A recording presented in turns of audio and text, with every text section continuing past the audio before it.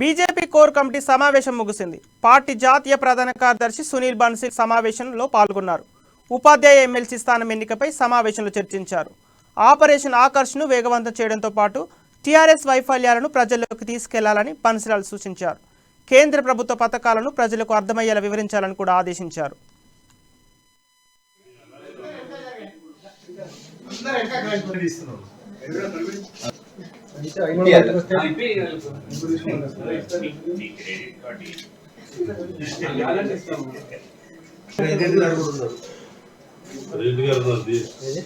ఎంత స్క్రీన్ మీద ప్రెసిడెంట్ గారు మొత్తం వీళ్ళే ఆడమన్న ప్రెసిడెంట్ గారే కాబట్టి